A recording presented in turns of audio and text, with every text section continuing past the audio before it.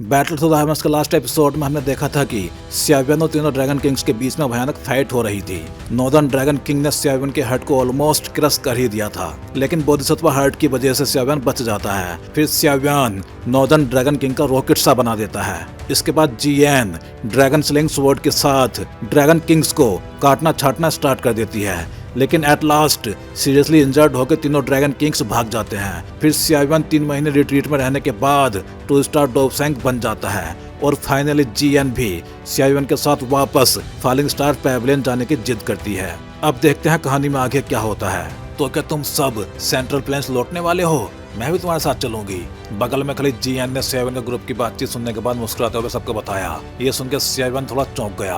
उसने पूछा, तुम भी जा रही हो? ईस्टर्न ड्रैगन आइलैंड ने अभी अभी इतनी बड़ी फाइट झेली है, क्या इस समय तुम्हारा यहाँ से जाना ठीक रहेगा? स्यावियन स्वाभाविक रूप से समझ रहा था कि जीएन फ्यूरीफैंग डेमोनिक लोटस फ्लेम को प्राप्त करने में उसकी हेल्प करना चाहती है। अगर 4 स्टार डोबसैंग लेवल के एक्सपर्ट का साथ मिल जाए तो उसकी सफलता की संभावना निसंदेह कई गुना बढ़ जाती। लेकिन वर्तमान ईस्टर्न ड्रैगन आइलैंड की स्थिति कोई बात नहीं। इस बार तीनों ड्रैगन किंग्स को भारी चोटें लगी हैं और वेस्टर्न और साउदर्न ड्रैगन किंग्स तो क्रिपल तक हो चुके हैं। उन्हें अपनी ताकत वापस पाने में न जाने कितना टाइम लगेगा। ईस्टर्न ड्रैगन आइलैंड के मामलों को एल्डर्स ठीक से संभाल लेंगे। जीएन ने आंख मिचकाते हुए मुस्कान के साथ कहा, इस बार तुमने मेरी बहुत हेल्प की है, क्या मुझे थोड़ा सा भी एहसान चुकाने का मौका नहीं मिलना चाहिए? जीएन के इस तरह जोर देने पे स्यावियन कुछ पल हिचकिचाया, फिर फाइनली उसने सिर हिला दिया। फ्यूरीफैंग डेमोनिक लोटस फ्लेम की इस लड़ाई में हॉल ऑफ सोल्स का शामिल होना तय था और इस बार वो उसे हल्के में नहीं लेने वाले थे। इसलिए जीएन जैसी ताकतवर एक्सपर्ट का साथ होना निश्चित रूप से ज्यादा सुरक्षित था। तो फिर कब निकल रहे हैं?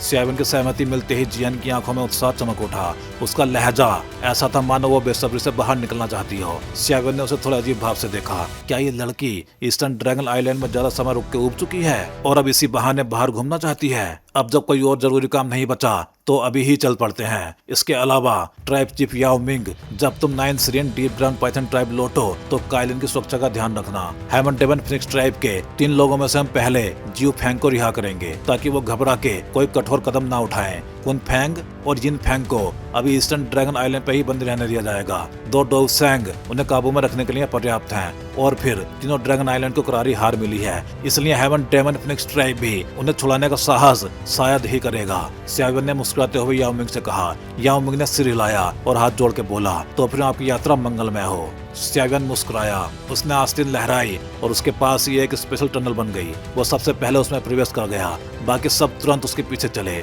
जीएन ने जल्दी से कुछ निर्देश दिए और फिर ईस्टर्न ड्रैगन आइलैंड के फर्स्ट एलर की बेबस निगाहों के सामने उस स्पेशल टनल में उड़ गई। नीला आकाश शांत था, बादल आलस से तैर रहे थे, सूरज की हल्की गर्म किरणें हर ओर फैल रही थी। अचानक शांत आकाश में गोल गोल वेव्स उभरी और एक स्पेशल क्रैक धीरे धीरे फट के खुल गया। कई ह्यूमन फिगर्स उसमें से बाहर निकले, आखिरकार उस डैम आइलैंड से बाहर निकली। सच बताऊं, पुराने समय में उन लोगों ने इतनी बेकार जगह पे क्यों ठिकाना बनाया, समझ से परे है। जीएन ने गहरी सांस लेके ताजी हवा को महसूस किया, बाहें फैलाई और उसके चेहरे पे एक मधुर सी मुस्कान उभर आई। स्यावियन और बाकी सब उसे देख के बस सिर हिला सके, चाहे वो कितनी भी पावरफुल ड्रैगन एम्पर क्यों ना बन जाए। अंदर से वो अब भी वही शरारती छोटी लड़की थी। चलो, ये इलाका पहले ही अलायंस के कंट्रोल में है। फॉलिंग स्टार पैवेलियन अब ज्यादा दूर नहीं। दिशा पहचान के स्यावियन ने हाथ लहराया और तेजी से आगे बढ़ गया। उसकी स्पीड भयानक लेवल तक पहुंच चुकी थी। कुछ ही मिनटों में कई शहर उसके नीचे से चमकते हुए निकल गए, लेकिन स्यावियन की भौहें सिकुड़ गई। कई शहर बुरी तरह क्षतिग्रस्त थे। साफ था कि यहाँ भारी लड़ाइयाँ हुई थी। लगता है इस दौरान अलायंस में शांति नहीं रही। ये सोचते ही उसकी रफ्तार और तेज हो गई। एक चमक के साथ उसका शरीर होरिजन में विलीन हो गया।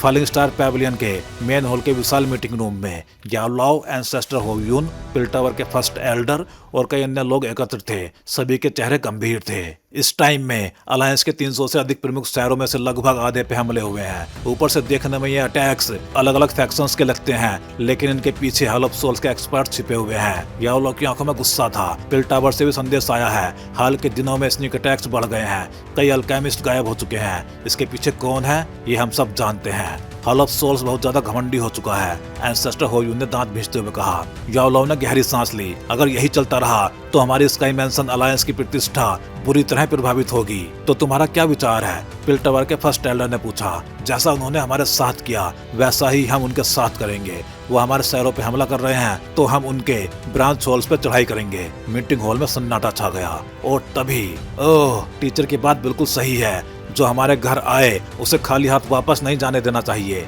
एक साफ हंसी गूंजी और सियावियन का ग्रुप भीतर प्रकट हुआ। सियावियन, सब चौंक पड़े। तुम लौट आए और ये ओरा। एंसेस्टर होयून की आंखें फैल गई। Two star Do Seng. Pill tower का फर्स्ट एल्डर कड़वाहट भरी हंसी हंसा। आधे साल में सीधे सेकंड स्टार तक छलांग, क्या तुम मुझे शर्मिंदा करने पर तुले हो? याओ लाओ मुस्कुराए। फिर उनकी नजर जीएन पे पड़ी और उनका चेहरा गंभीर हो गया। ये कौन है? मास्टर, ये जीएन है। आप इससे पहले मिल चुके हैं, लेकिन अब ये एंसेंट वर्ल्ड ड्रैगन ट्राइब के ड्रैगन एम्परर है। Dragon emperor? हॉल में मौजूद हर व्यक्ति का दिल जोर से धड़क उठा। सियावियन, वो सच में अब कॉन्टिनेंट के सबसे भयानक पावर्स के बीच खड़ा हो चुका था। एंसेंट वर्ल्ड ड्रैगन ट्राइब के ड्रैगन एम्परर जैसी कोई हस्ती अधिकांश लोगों की नजरों में एक बेहद मिस्टीरियस अस्तित्व थी। बल्कि सच कहें तो एंसेंट ड्रैगन ट्राइब का कोई साधारण सदस्य भी कई लोगों के लिए एक लीजेंड से कम नहीं था।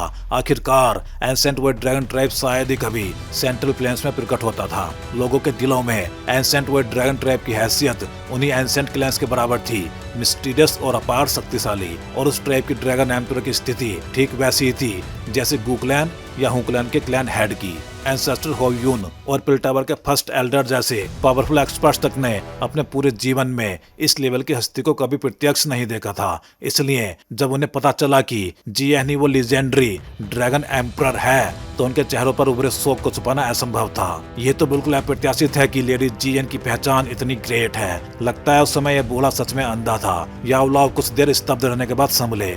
उन्होंने गंभीरता से हाथ जोड़ते हुए हंस के कहा। जीएन को याओ लाओ की इतनी विनम्रता कुछ ऐसी लगी। वो जानती थी कि सियावियन याओ लाओ को पिता के समान मानता है। वो उनके सामने तथाकथित ड्रैगन एम्परर का रूप नहीं दिखाना चाहती थी। मास्टर, ज्यादा औपचारिक होने की जरूरत नहीं है। आप इसे पहले वाली छोटी बच्ची की तरह ही समझिए। सियावियन मुस्कुराया और फिर बात बदलते हुए बोला। वैसे आपने अभी जो प्लान बताया उससे लगता है कि आपने पहले ही उस ब्रांच हॉल को चुन लिया है जिसपे हमें अटैक करना है ना? याओ लाओ का चेहरा तुरंत गंभीर हो गया। हॉल ऑफ सोल्स की पूरी जांच पड़ताल के बाद हमें काफी जानकारी मिली है। सेंट्रल प्लेन्स में उनकी कई ब्रांच होल्स हैं। इनमें से 24 बेहद महत्वपूर्ण हैं, जिन्हें वो दिशा होल्स कहते हैं। जिस हॉल में मुझे कैद किया गया था वो भी इन्हीं में से एक था। दिशा होल्स। सियावियन ने हल्का सा सिर हिलाया। ये उसके लिए नया था। इनके ऊपर हैं त्यान गैंग होल्स। ये हॉल ऑफ सोल्स के लिए कहीं ज्यादा महत्वपूर्ण है। याओ लाओ ने धीमी आवाज में कहा। त्यान गैंग होल्स 3 भागों में बटे हैं, हेवन, अर्थ और मैन। हेवन हॉल उनका मेन हेडक्वार्टर है जिसका स्थान फिलहाल हमें पता नहीं है। इस बार हमारा लक्ष्य है त्यान गैंग हॉल का मैन हॉल। Man hall? सियावियन ने बुदबुदाते हुए पूछा। उसकी ताकत कैसी है? अर्थ हॉल को डिप्टी हॉल चीफ संभालता है, जबकि मैन हॉल फर्स्ट और सेकंड तियानजुन के कंट्रोल में है। हालांकि ये भी संभव है कि उन्होंने अपनी सुरक्षा और मजबूत कर ली हो। याओ लाओ ने उत्तर दिया। थर्ड तियानजुन तो पहले ही मेरे हाथों मारा जा चुका है। सेकंड तियानजुन सेंट गुयू सिर्फ हाई लेवल बैंसेंग है। अब उसे डरने की कोई जरूरत नहीं।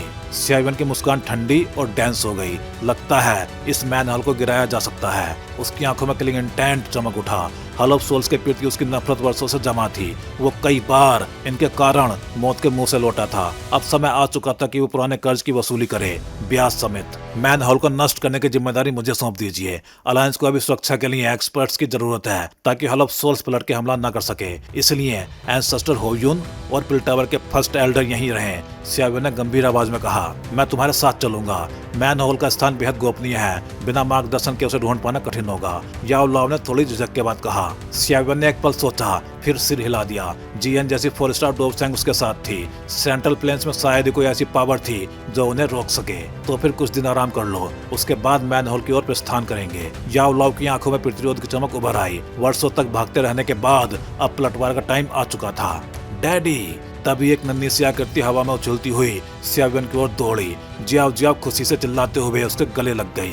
डैडी, मम्मी कहाँ है? सियावियन मुस्कुराया। मम्मी अभी ट्रेनिंग में है, जल्दी ही लौट आएंगी। वो अचानक चौंका। जियाव जियाव के भीतर बहती विशाल एनर्जी अब शांत और कंट्रोल में थी। इस बच्ची का टैलेंट असाधारण है। सिर्फ आधे साल में ये एनर्जी कंट्रोल कर पा रही है। अब ये एक जुनियन डोजोंग है, याओलाओ ने मुस्कुरा के कहा। सियावियन ने सिर हिलाया। इस लेवल तक पहुंचने के लिए कितना संघर्ष करता था। फिर उसने एक जेट बोतल निकाली। उसके भीतर गोल्डन लिक्विड की एक बूंद तैर रही थी, जिससे भयानक फ्लक्चुएशंस फैल रही थी। ये हाफ स्टेप डोवडी एक्सपर्ट का ब्लड एसेंस है। मास्टर, इसे लेने से आप जल्दी ही 1 स्टार डोवसेंग बन सकते हैं। याओलाओ की आंखों में गहरी भावना उभर आई। अगले कुछ दिन सियावियन ने अपनी बेटी के साथ बिताए, उसे डोव स्किल्स सिखाए। उसकी प्रतिभा देख के वो खुद अचंभित रह गया। छठे दिन याओलाओ रिट्रीट से बाहर निकले। उनका ऑरा साफ बता रहा था कि वो 1 स्टार डोवसेंग बन चुके हैं।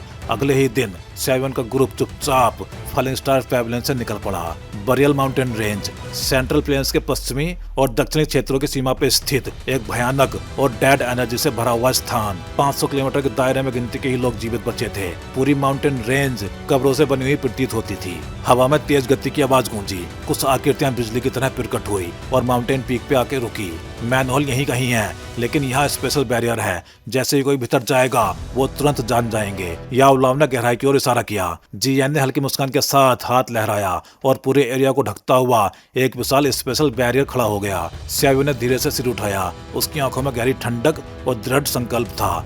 इस बार कोई भी जीवित नहीं बचेगा।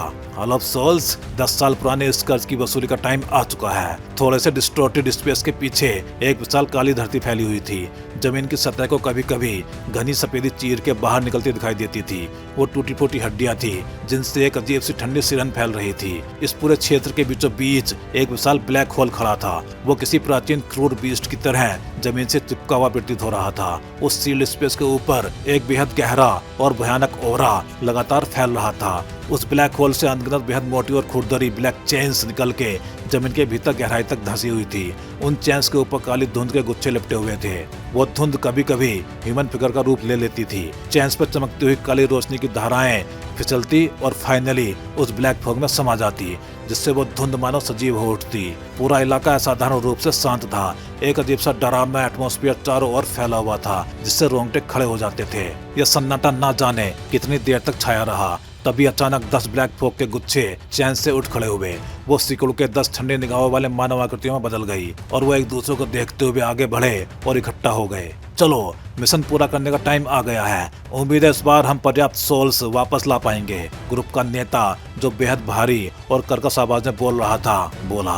ओल्ड डेमन लियू के ग्रुप ने स्काई मैंसन अलायंस के कई शहरों पे स्नीक अटैक किया था। न सिर्फ उन्होंने ढेर सारी सोल्स इकट्ठा की, बल्कि फर्स्ट त्यान्यून से भारी इनाम भी पाया। इस बार हम भी स्काई मैंसन अलायंस के कुछ शहरों को ब्लड बाथ में बदल देंगे, एक व्यक्ति ने सिनेस्टर हंसी के साथ कहा।